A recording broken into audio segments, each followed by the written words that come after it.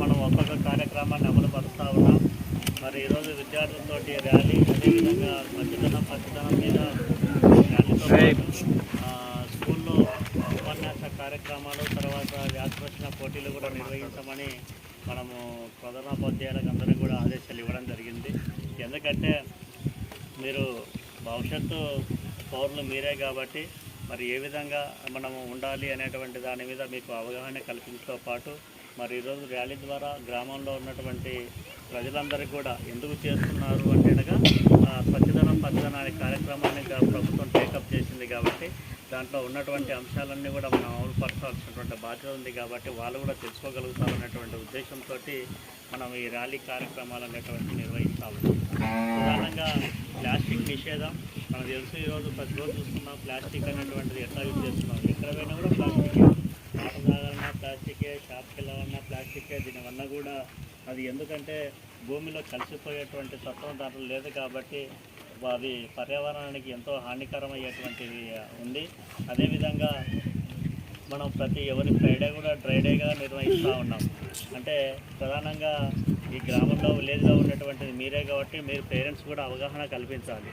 నీరు గినక మనము నిల్వ ఉన్నట్లయితే మనకు రోగాలు అనేటువంటివి ఎక్కువగా ఉంటాయి అనేటువంటిది. ఎందుకంటే అవి వాడనటువంటి వాటర్ కాబట్టి వర్షం నీళ్ళు కానీ లేకుంటే మురికి నీళ్ళు కానీ చుట్టుపక్కల ఇండ్ల పక్కన ఉన్నట్లయితే మరి దోమలు వలన టైఫాయిడ్, డెంగీ, తర్వాత మలేరియా లాంటి రోగాలు మనకు రావడం జరుగుతుంది. మీ ఇంట్లో ఉన్నటువంటి వ్యక్తులకే కాదు, ఆ చుట్టుపక్కల ఉన్నటువంటి వ్యక్తులు కూడా వచ్చేటువంటి అవకాశం ఉంది కాబట్టి ఎందుకంటే అవే దోమలే తీసుకెళ్ళి మళ్ళీ పక్క వాళ్ళకు కూడా కుట్టేస్తాయి. కాబట్టి ఈ డ్రై డేగా నిర్వహించడం వల్ల ఎందుకంటే పొడిగా ఉండాలి వాతావరణం. రాష్ట్ర ప్రభుత్వం ఆదేశాలతో మనం విద్యార్థులతో ర్యాలీ, అదేవిధంగా పచ్చదనం మీద ర్యాలీతో పాటు స్కూల్లో ఉపన్యాస కార్యక్రమాలు, తర్వాత వ్యాసరచన పోటీలు కూడా నిర్వహించమని మనము ప్రధానోపాధ్యాయులకు అందరికీ కూడా ఆదేశాలు ఇవ్వడం జరిగింది. ఎందుకంటే మీరు భవిష్యత్తు పౌరులు మీరే కాబట్టి మరి ఏ విధంగా మనము ఉండాలి అనేటువంటి దాని మీద మీకు అవగాహన కల్పించడంతో పాటు మరి ఈరోజు ర్యాలీ ద్వారా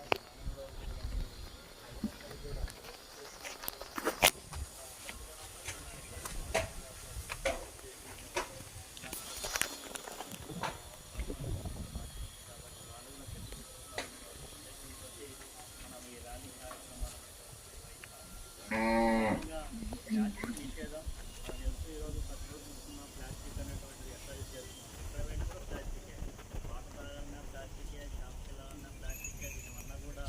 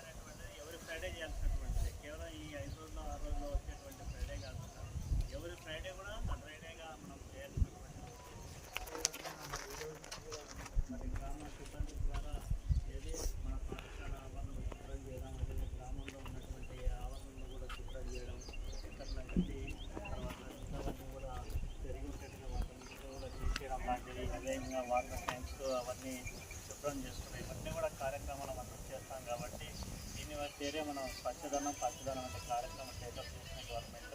అందులో భాగంగానే మనం వన మహోత్సవం కూడా ఉంది కాబట్టి దగ్గర ఉన్నటువంటి నర్సరీల నుంచి కూడా మనం ఒకరోజు తెప్పించేసి మన స్కూల్లో కానీ లేకుంటే అవసరం ఉన్నటువంటి ఏదైతే గవర్నమెంట్ ల్యాండ్స్ ఉంటాయో అక్కడ ఉన్నంత కూడా మనం ప్లాంటేషన్ చేసేటువంటి ప్రయత్నం చేద్దాం ఈ 4-5 రోజుల్లో. కాబట్టి హెడ్ మాస్టర్ మీరు కూడా పిల్లలతోటి తలా ఒక మొక్క వచ్చేటట్టు నర్సరీతో ఎక్కడి నుంచి తెప్పించండి. మనం అన్నీ కూడా తెప్పిద్దాం, విద్యార్థులతో నాటిద్దాం, వాటిని కాపాడే ప్రయత్నం చేద్దాం. కాబట్టి విద్యార్థులందరూ కూడా మీరు దాదాపుగా హై స్కూల్ నుంచి ఇక్కడ దాకా వచ్చారు కాబట్టి గ్రామ పంచాయతీ దాకా మీకు అందరూ కూడా నా తరఫున ప్రత్యేకమైనటువంటి అభినందనలు తెలియజేస్తున్నాను. వెళ్ళిన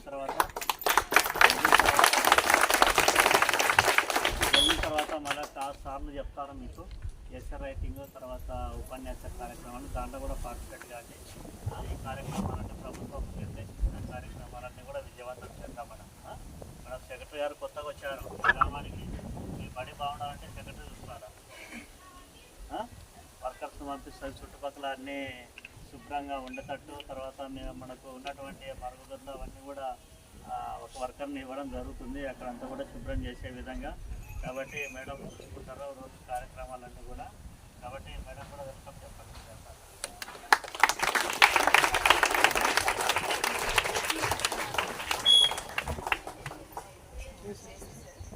అవేర్నెస్ తీసుకురావాలి. వాటర్ మాత్రం నిల్వ ఉండొద్దు. ఇప్పుడు డెంగ్యూ, మలేరియా, టైఫాయిడ్ మంచి సీజన్ వాటికి, ఓకేనా? మీరే చెప్పాలి, అది మీరు చెప్పి కంపల్సరీ చేయాలి. హెల్త్ వాళ్ళు చాలా ప్రయత్నిస్తారు కానీ మన వాళ్ళు ఇంట్లో వాళ్ళు ఎవరు కూడా నీళ్లు పారవేయడానికి ఒప్పుకుంటలేరు, ఓకేనా? మీ నుంచి అది రావాలని మేము ఆశిస్తున్నాం.